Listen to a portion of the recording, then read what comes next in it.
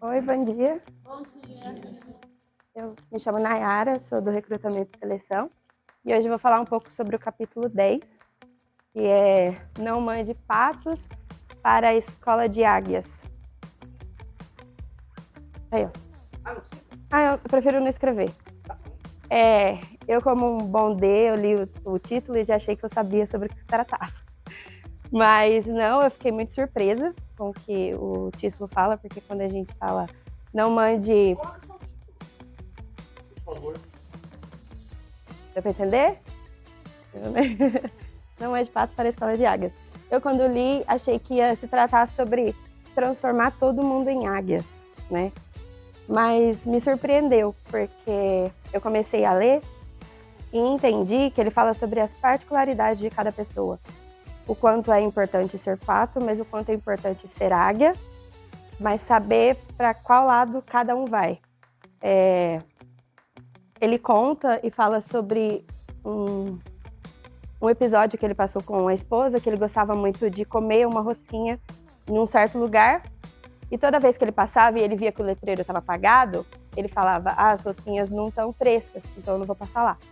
E sempre quando ela estava acesa, porque era um letreiro bem grande que falava, rosquinha feitas agora e tal, venham comer. E sempre quando ele passava e estava acesa, ele ia.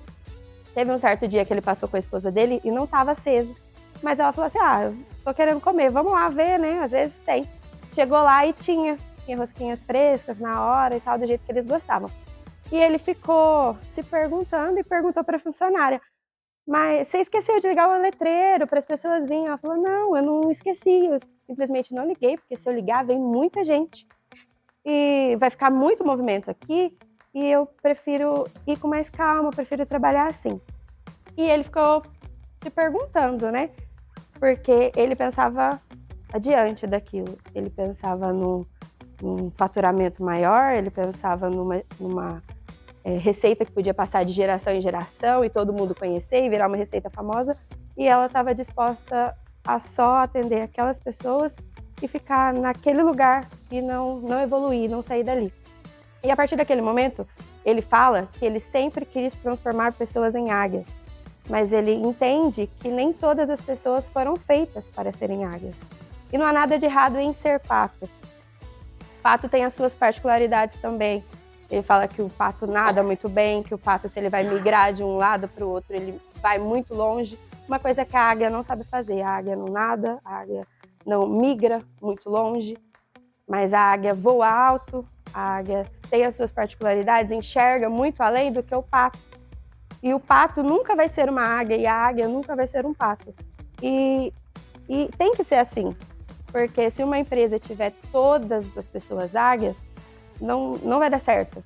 E todas as pessoas pato, não vai dar certo também. Porque precisa ter uma pessoa que lidera, precisa ter uma pessoa que é liderada, precisa ter uma pessoa que manda e outras que obedecem. Em tudo, tanto no trabalho, como na igreja, como em casa. A gente precisa disso, precisa de entender que todo mundo precisa ser diferente para que as engrenagens funcionem mesmo. Cada parte, cada um tem, da Bíblia, mas cada um tem a sua particularidade, um corpo. Um precisa ser o braço, outro precisa ser a perna, para as coisas funcionar dentro de uma empresa. E era isso que ele tratava. E é importante ser os dois. E para um líder, é muito importante ele visualizar isso. Visualizar quem vai ser águia, quem vai conseguir ser águia e quem vai conseguir ser pato. Aonde eu coloco cada um dos meus liderados para que funcione. Porque se eu pego uma pessoa que nasceu para ser pato e tento, forço para ser águia, você se frustra e a pessoa se frustra, porque ela não nasceu para aquilo e ela não quer ser aquilo. E é isso que o livro passou para mim. É isso. Bom dia, gente. De novo, vai. Bom dia, bom dia. Bom dia. E aí, cadê os patos? Ninguém quer ser pato? Ninguém quer ser pato? Você é pato? É? Cadê os patos, gente?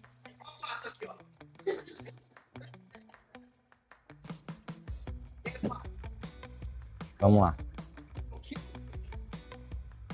É o quê? É um pato mesmo, né?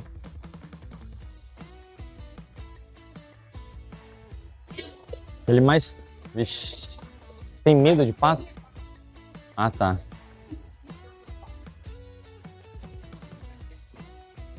Nossa.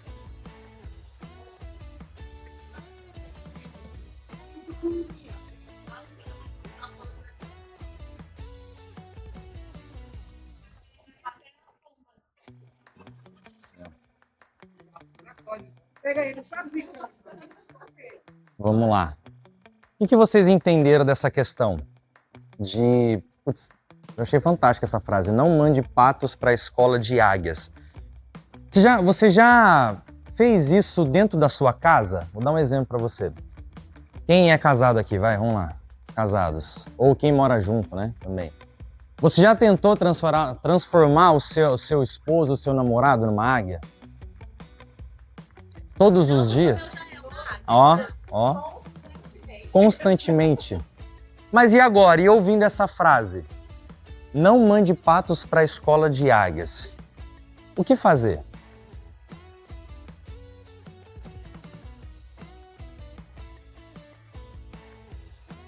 Porque esse é um ponto, né? Eu não lembro se a Rosana falou isso na hora, mas isso é uma frase também muito forte, né? Ninguém muda ninguém. Acho que ela falou isso lá na hora, né? Ninguém muda ninguém, mas a gente tem o costume de se aproximar de pessoas e querer que elas realmente saiam de um estado e vão para outro. Por quê? Porque simplesmente a gente quer. Simples assim, não, ele é assim, mas eu não gosto desse jeito, eu quero que ele seja do outro jeito. Mas quem somos nós para querermos mudar os outros? Primeiro, nós já nos mudamos? Você já mudou tudo em você que você identificou que precisa ser mudado? Porque é muito... Oi? Tudo não, porque realmente é muito fácil, né? O nosso olho é muito crítico. É muito fácil a gente identificar nos outros o que a gente gostaria que eles fossem, ou qual que é o comportamento que eu não gostaria que ele tivesse mais, né? Mas antes de tudo, a gente tem que olhar para nós. O treinamento de sábado, qual foi o primeiro tema que a Rosana abordou? Antes de falar de disco, ela falou do quê?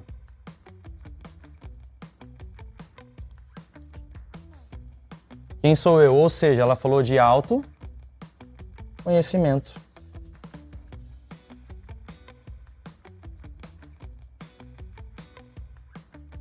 E se a gente não partir desse princípio, né, do autoconhecimento, nada após o autoconhecimento funciona. Não adianta a gente olhar as características dos outros, olhar até mesmo para quem é líder, né? Não adianta olhar para as características e para as funções do liderado se você não olhar para você mesmo.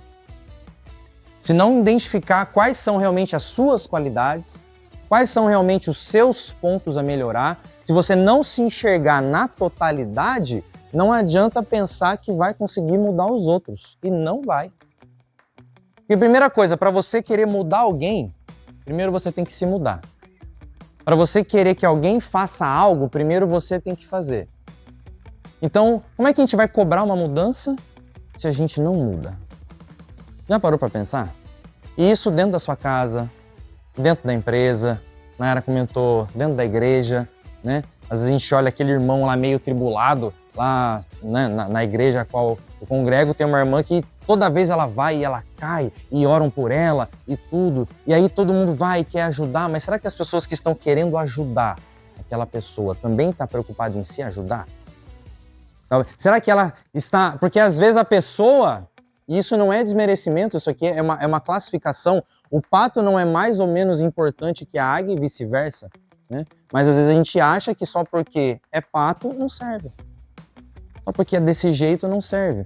Uma coisa que eu tenho estudado e tenho aprendido. Nós temos comportamentos, entre aspas, padrões, né? Nós estamos, depois que fizemos testes e reconhecemos um ao outro, nós estamos agrupados em um tipo de perfil comportamental. Porém, o que nós aprendemos no treinamento? Não é um relatório que me define. Não é um teste que me define. Não é só porque eu sou enquadrado num estável que eu nasci estável, vou morrer estável. Não é porque, vou dar um exemplo. Ok, um pato, pode ser que ele não vire realmente uma águia. Ele não vai voar como uma águia, mas ele pode aprender coisas novas. E se a gente não prestar atenção nisso, a gente nunca vai querer aprender coisas novas. Por quê? Ah, não, mas porque eu sou assim mesmo. Porque eu sou um dominante mesmo, eu não vou aprender a ser calmo. Porque eu sou um estável mesmo, eu não vou aprender a ser dinâmico e a falar de uma outra forma. E isso é uma crença. E nós aprendemos também lá no treinamento. Isso é uma crença. Você conseguiu identificar alguma crença na sua vida? No sábado? Quem conseguiu identificar uma crença aqui? Vamos ver, quem pode me dar um exemplo? Qual foi uma crença que sim, uma crença, como ela falou, né? Uma crença normalmente é uma crença limitante, né? Qual crença que você identificou? Isso você sempre teve. E aí? O que aconteceu depois disso?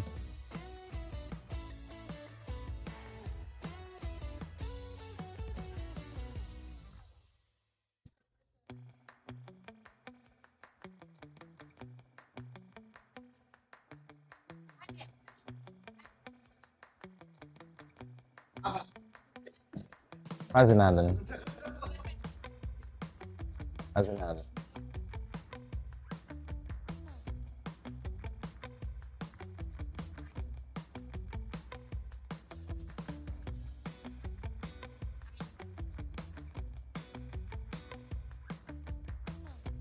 Legal.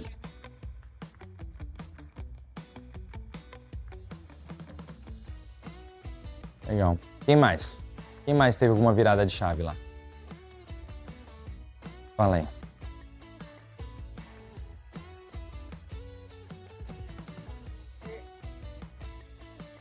Uhum.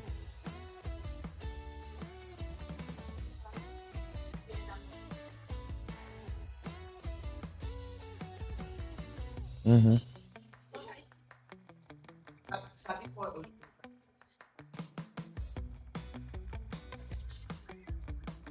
é o melhor momento o melhor momento que nós darmos para nossa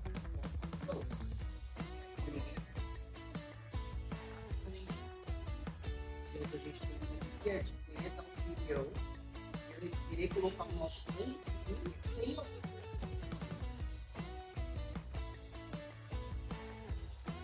Exatamente.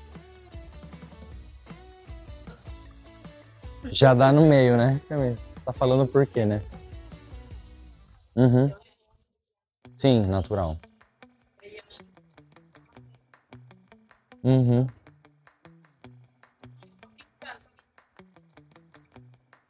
Pra não... Uhum. Sempre abaixava a cabeça. Uhum.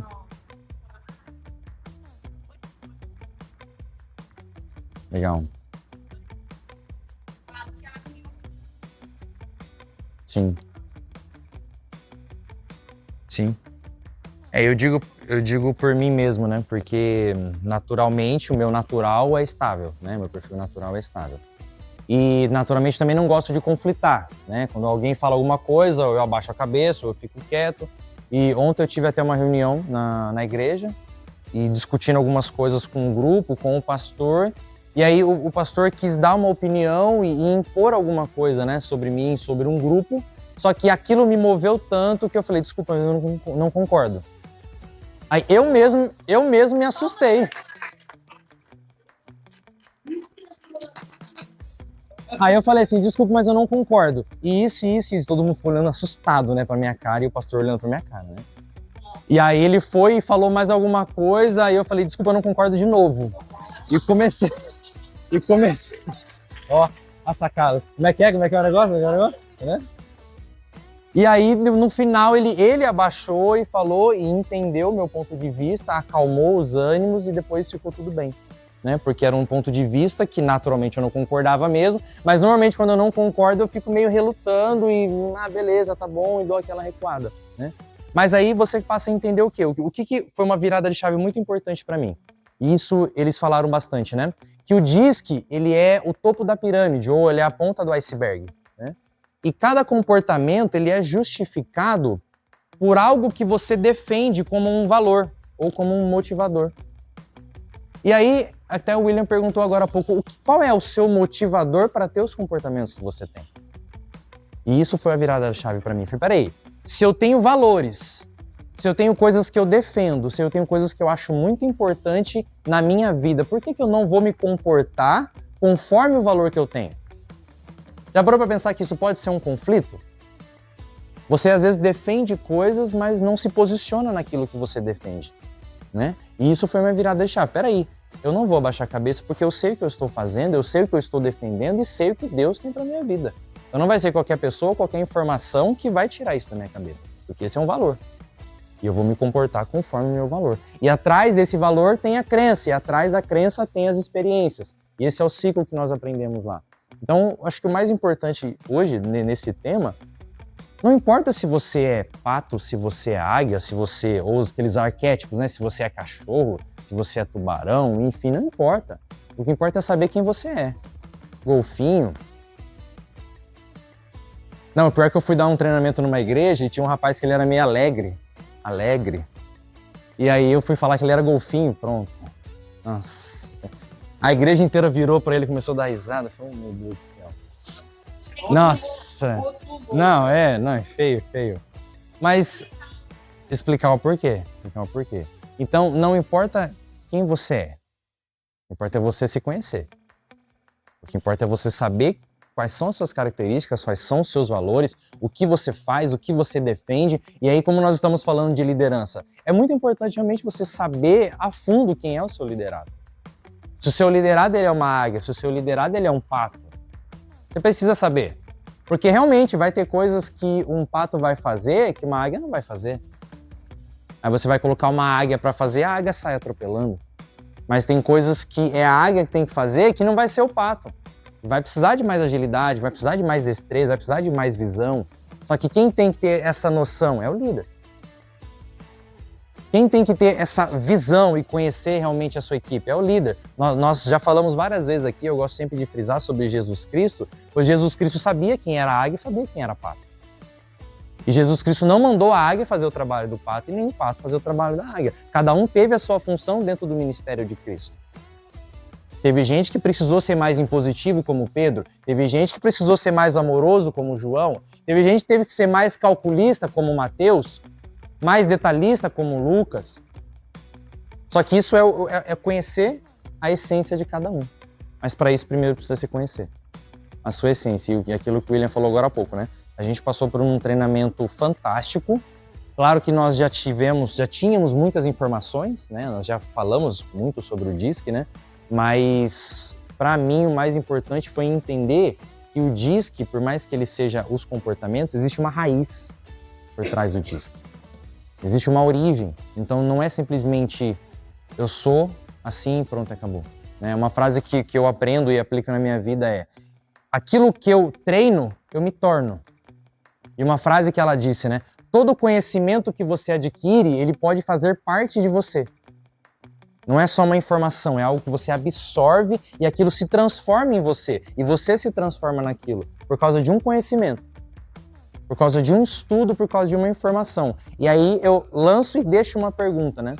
O que hoje você vai fazer para no final do dia você absorver algo que vai fazer parte da sua vida? Qual é a informação, qual é o conteúdo, quais são as pessoas, qual é o conhecimento que você está disposto a adquirir hoje para no final do dia aquilo pertencer a você? Não só uma informação, é pertencer a você. É algo que faz parte de você, é algo que vai te acompanhar por onde você for e vai mudar a sua vida. Tudo que a gente aprende aqui às segundas-feiras de manhã, se você quiser, isso vai fazer parte da sua vida. Não é só um conhecimento. Não é só uma frase, não é só um texto. É fazer parte, é absorver, é trazer para dentro de você e aquilo começar a gerar frutos. Dia após dia, a cada conhecimento que você adquire. Então eu deixo essa frase: o que você vai fazer hoje? Hoje, não é amanhã, nem depois de amanhã. O que você vai fazer hoje para quando você for deitar a sua cabeça no travesseiro, você ser melhor do que quando você acordou. Você ter melhores relacionamentos, você ter melhores informações, você ser mais espiritual, você ser mais inteligente emocionalmente. O que você está disposto a fazer hoje? Em que momento do dia? Aproveite enquanto você estiver trabalhando para ser melhor. Enquanto você estiver na sua casa, com a sua família, com seus filhos, com seu esposo, com a sua esposa, para ser melhor. Você pode. Um pato pode ser melhor, uma águia pode ser melhor do que já é. Ok?